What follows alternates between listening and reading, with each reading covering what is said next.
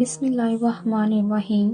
آج کی ویڈیو میں ہم سورہ یوسف کی آیات 16 سے 20 کی تلاوت کا خلاصہ سنیں گے۔ ان آیات میں حضرت یوسف علیہ السلام کے واقعے کا وہ حصہ بیان کیا گیا ہے جب ان کے بھائی شام کے وقت روتے ہوئے اپنے والد حضرت یعقوب علیہ السلام کے پاس واپس آئے اور جھوٹا بہانہ بنایا کہ یوسف کو بھیڑیا کھا گیا۔ وہ یوسف کا خون آلود قمیص بھی لے آئے تاکہ اپنے جھوٹ کو سچ ظاہر کریں، لیکن حضرت یعقوب علیہ السلام فوراً سمجھ گئے کہ ان کا بنایا ہوا منصوبہ ہے۔ بعد میں ایک قافلہ آیا جس نے کنویں سے یوسف علیہ السلام کو نکالا اور مصر میں غلام بنا کر بیچ دیا۔ آیت 16۔ اور وہ اپنے والد کے پاس شام کے وقت روتے ہوئے آئے۔ اس آیت میں حضرت یوسف کے بھائیوں کی مکاری اور جھوٹ کا منظر بیان کیا گیا ہے۔ جب انہوں نے یوسف علیہ السلام کو کنویں میں ڈال دیا تو شام کے وقت واپس آئے تاکہ اپنے والد حضرت یعقوب علیہ السلام کو دھوکہ دے سکیں۔ وہ ظاہری طور پر روتے ہوئے آئے تاکہ ان کا جھوٹ سچا لگے اور والد کو یقین آ جائے کہ واقعی یوسف علیہ السلام کے ساتھ کوئی حادثہ ہوا ہے۔ یہ آنسو سچے دکھ کے نہیں بلکہ جھوٹے فریب کے تھے۔ وہ اپنے جھوٹ کو مضبوط بنانے کے لیے جذباتی ڈرامہ کر رہے تھے۔ یہ آیت ہمیں یہ سبق دیتی ہے کہ ہر آنسو سچائی کی علامت نہیں ہوتا۔ بعض لوگ روتے ہیں مگر ان کے دل میں فریب اور ظلم چھپا ہوتا ہے۔ آیت 17۔ انہوں نے کہا، اے ہمارے ابا جان، ہم دوڑ کا مقابلہ کرنے گئے تھے اور یوسف کو اپنے سامان کے پاس چھوڑ گئے تھے تو اسے بھیڑیا کھا گیا، اور آپ ہم پر یقین نہیں کریں گے چاہے ہم سچے ہی کیوں نہ ہوں۔ اس آیت میں حضرت یوسف علیہ السلام کے بھائی جھوٹ بول کر اپنے والد کو دھوکہ دینے کی کوشش کرتے ہیں۔ وہ بہانہ بناتے ہیں کہ ہم دوڑ لگانے گئے تھے، یوسف کو سامان کے پاس چھوڑ دیا تھا اور اسی دوران اسے بھیڑیا کھا گیا۔ یہ وہی بھیڑیا ہے جس کا ذکر حضرت یعقوب علیہ السلام نے پہلے خود کیا تھا، اور اب وہی بات انہوں نے جھوٹ کے بہانے کے طور پر استعمال کی۔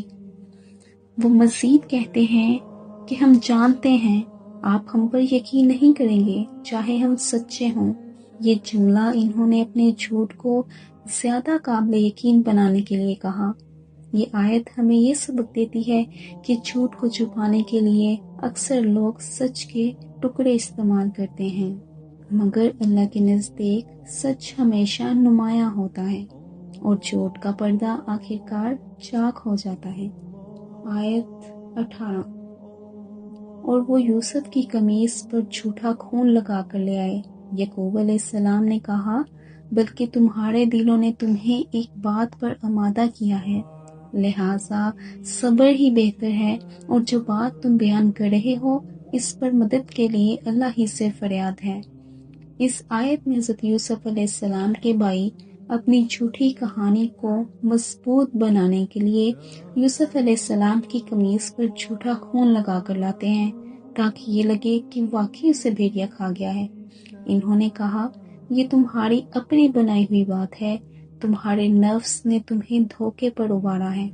پھر بھی انہوں نے غصہ کرنے یا بددعا دینے کی بجائے کہا، میں خوبصورت صبر اختیار کروں گا، ایسا صبر جس میں شکوہ نہ ہو، صرف اللہ پر بھروسہ ہو۔ انہوں نے آخر میں کہا، اللہ ہی مددگار ہے اس بات پر جو تم بیان کر رہے ہو، یعنی میں سب کچھ اللہ کے حوالے کرتا ہوں۔ یہ آیت ہمیں یہ عظیم سبق دیتی ہے کہ جب جھوٹ اور ظلم سامنے آئے تب بھی صبر اور اللہ پر توکل ایمان کی پہچان ہے۔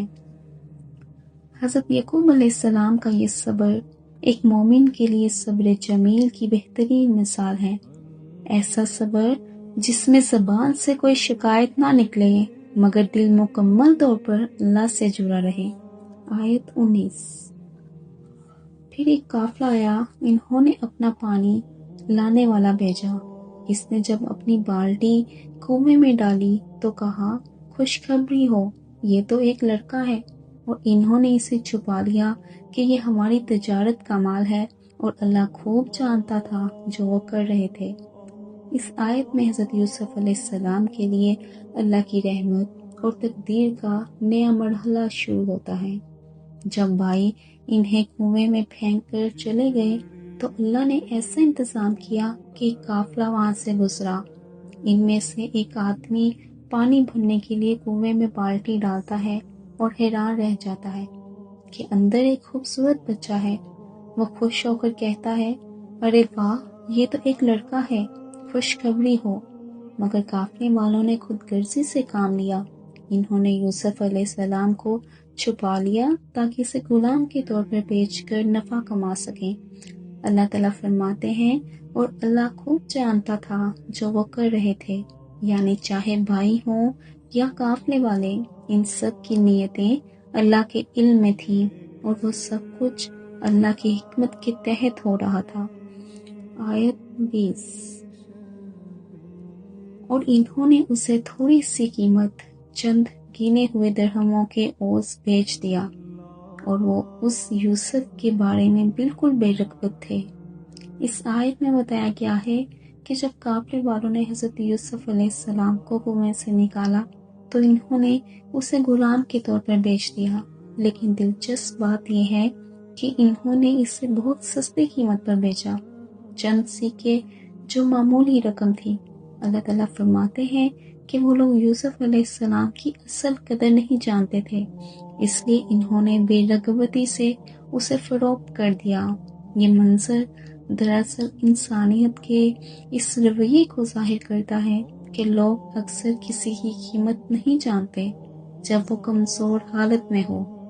قافلے والے یوسف علیہ السلام کو ایک غلام سمجھ رہے تھے، لیکن حقیقت میں وہ آئندہ کے نبی اور مصر کے بادشاہ بننے والے تھے۔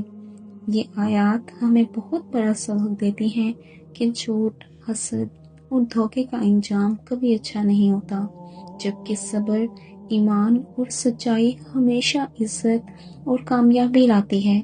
حضرت یوسف علیہ السلام پر جو ظلم ہوا وہ دراصل اللہ کے بڑے منصوبے کا حصہ تھا، جس نے آخر کار انہیں عزت اور بادشاہت عطا فرمائی۔